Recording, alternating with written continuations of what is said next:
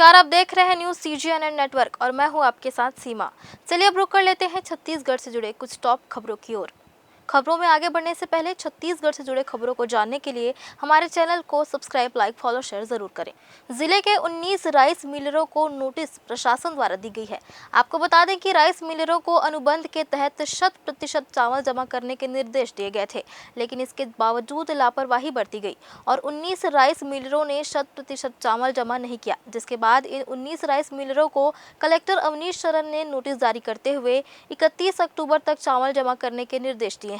इन 19 मिलरों में Shri Rani Sati foods, Kanhaiya agro Udyog, Maa Kailashwanti agro industries, Saraswati agro industries, Ambika enterprises, Goyal rice mill Bilha, Manokamna agrotech private limited, messrs Radha Rani rice mill, messrs Rajmuni agro, Mahamaya rice industries, Ganpati agro industries, Aditya rice product, Raghav rice product, Maa rice industries, Shri Shyam मची, Shri Ramji rice industries Mohtarai, Shri Shyamji agro industries, Bolbam industries, Mahadev agro और Kirti agro private limited शामिल हैं। बिलासपुर जिले में collector Awanish Kumar Sharan के निर्देश पर अवैध शराब कारोबारियों के खिलाफ कार्रवाई की जा रही है।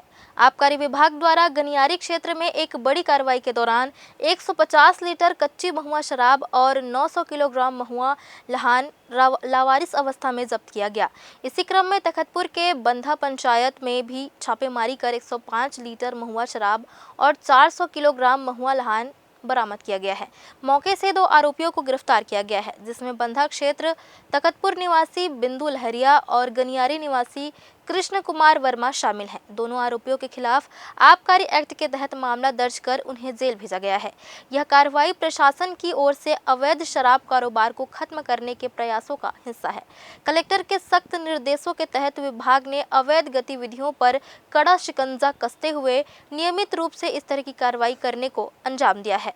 जिले में अवैध शराब के कारोबारियों पर लगाम लगाने के लिए इस तरह की मुहिम लगातार जारी रहेगी। बिलासपुर पुलिस का रवैया समझ से परे है। आखिर क्या वजह है कि पुलिस चाय की दुकान या फिर किराने की दुकान को रात 10 बजे तक बंद करने के लिए डंडा दिखाती है और वहीं देर रात 12 बजे तक खुले हुए बारों को शह देती है, जबकि देर रात बार में खुले होने की वजह से आदतन शराबी अत्यधिक नशा करके कई तरह की घटना को अंजाम देते हैं।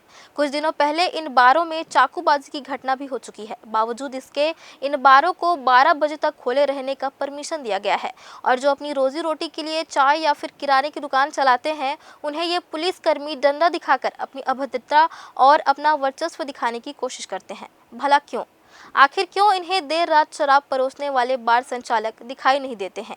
इन्हें केवल छोटे व्यापारी ही दिखाई दे रहे, गालियां या फिर अपना रुतबा दिखाने के लिए। बिलासपुर पुलिस अपनी दबंगई उन देर रात शराब परोसने वालों पर क्यों नहीं आजमाते, ये सोचने की बात है। आज के समय में जिस तरह से लोगों को बीमारी अपने जड़ में ले रही है, उससे दिल की बीमारी का खतरा लगातार बढ़ते जा रहा है। बदलते खान पान और दिनचर्या की वजह से लोग तेजी से दिल की बीमारी से पीड़ित हो रहे हैं। ऐसे में अब दिल की धड़कन को नियंत्रित करने के लिए पिछले कुछ समय से पेसमेकर ने कई लोगों की जिंदगी प्रदान करने की कोशिश की है। मौजूदा समय में लगाए जा रहे पेसमेकर की वजह से लोगों को नई जिंदगी मिल रही है। ऐसे में बिलासपुर के अपोलो हॉस्पिटल में भी पेसमेकर का सफल ऑपरेशन किया गया है। इस संबंध में चिकित्सकों ने जानकारी देते हुए बताया कि भागदौड़ और व्यस्तम दिनचर्या की वजह से लोग तेजी से बीमारियों की जड़ में आ जा रहे हैं। ऐसे में यह उपाय लोगों को एक नया जीवन देने में कारगर साबित हो रहा है। दिल की धड़कन को नियंत्रित रखने के लिए पेसमेकर या कृत्रिम पेसमेकर एक चिकित्सा उपकरण है जो दिल की मांसपेशियों से संपर्क करने के लिए इलेक्ट्रोड द्वारा प्रदत्त विद्युत आवेगों का उपयोग करता है। हृदय के मूल पेसमेकर का पर्याप्त तेजी से काम नहीं करने या फिर दिल की विद्युत चालन प्रणाली में अवरोध आ जाने की वजह से पेसमेकर का प्राथमिक प्रयोजन पर्याप्त हृदय गति को बनाए रखने का है। आधुनिक पेसमेकर बाह्य रूप से प्रोग्राम योग्य होते हैं और अलग अलग मरीजों के लिए अनुकूलतम पेसिंग मोड का चयन करने की हृदय रोग विशेषज्ञ को अनुमति देते हैं। हॉस्पिटल से हम हार्ट की तरफ बहुत ज़्यादा काम कर रहे हैं और ये जो नया टेक्निक जो डॉक्टर साहब ने अभी लगाया है, तो डॉक्टर साहब को मैं मुबारकबाद देना चाहता हूँ। डॉक्टर साहब का ये सेकंड माइक्रा इम्प्लांटेशन है और इससे आपने जैसे सर ने बताया कि बहुत सारी फ़ायदा है। तो मैं यही चाहता हूँ कि बाकी जनरेशन जो न्यू जनरेशन है और जो नए डॉक्टर्स हैं उनके लिए ये है कि वो भी एक इसके बारे में जानकारी हो, और यहाँ के जितने भी लोग हैं आसपास के जो एरिया के, तो उनको एक मैसेज जाना चाहिए कि हम लोग यहाँ पर माइक्रो इम्प्लांट लगाते हैं। और हमारे डॉक्टर साहब जो सामल सर कार्डियोलॉजिस्ट हैं, बहुत सालों से हैं, बहुत अनुभवी डॉक्टर हैं और बहुत अच्छे से काम कर रहे हैं। बहुत इनके द्वारा बहुत सारे पेशेंट्स को बेनिफिट हुआ है, तो आगे भी करेंगे हम। और अपोलो की तरफ से हम नया नया जो चीज़ें आती हैं वो सब हम लोग एक हार्ट ब्लॉक का जो न्यू डिवाइस आया है, लीडलेस पेसमेकर बोलते हैं, ये लीडलेस पेसमेकर लगाया है। हार्ट ब्लॉक जब होती है, इसको हम हार्ट का अंदर फिक्स करके हार्ट का बीट स्पंदन का गति को बढ़ा सकते हैं। नॉर्मली जो पेसमेकर है ये स्किन का नीचे रहता है, यहाँ कलर बोन का नीचे, वहाँ से एक तार का माध्यम में वो हार्ट का अंदर करंट देता है और उसको हम हार्ट का स्पीड बढ़ाते हैं। लेकिन ये जो लीडलेस पेसमेकर बोलते हैं, माइक्रा है, तो इसको इतना छोटा है, उसको एक तार जो पाइप का माध्यम में हार्ट का अंदर छोड़ देते हैं, वो वहाँ से करंट देके हार्ट बीट को बढ़ाता है। इसमें एडवांटेज ये है, कोई भी इन्फेक्शन होने के चांसेस वेरी रेयर, और हाथ पैर हिलाने में कोई भी लीड नहीं है, तो इसलिए खिसकने के लिए कोई चांस नहीं है। और पेशेंट सेकेंड डे कि थर्ड डे घर छुट्टी हो जाता है, कोई एंटीबायोटिक ज़्यादा दिन ज़रूरत नहीं है, वो आराम से रहता है। और ये 10 साल तक सेम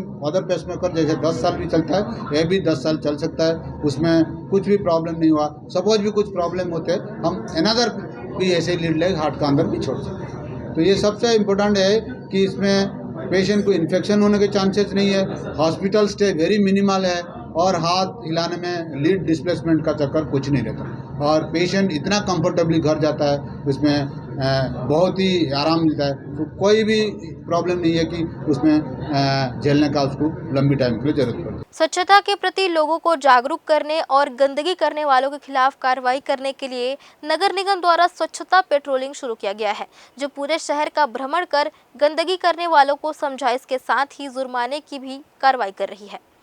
अब इसमें बाइक पेट्रोलिंग को भी शामिल किया गया है, जिससे स्वच्छता के कार्यों को बल मिलेगा और लोग सार्वजनिक स्थानों पर गंदगी करने से हिचकेंगे। विकास भवन से निगम कमिश्नर अमित कुमार की मौजूदगी में पेट्रोलिंग में शामिल दोनों ई बाइक को रवाना किया गया, जो पूरे शहर का भ्रमण कर गंदगी करने वालों को रोकेंगे। कचरा फेंककर और निर्माण सामग्री को डंप करने वालों के खिलाफ नगर निगम ने 2 अक्टूबर से अब तक कार्रवाई कर जुर्माने के तौर पर 2,43,000 रुपये वसूल किया है और निर्माण सामग्री को जब्त किया गया है। ये कार्रवाई जोन और स्वच्छता पेट्रोल के द्वारा सभी जोन क्षेत्र में की गई है। फिलहाल इस बुलेटिन में इतना ही। अगले बुलेटिन में फिर होगी मुलाकात, तब तक के लिए दीजिए इजाजत। धन्यवाद।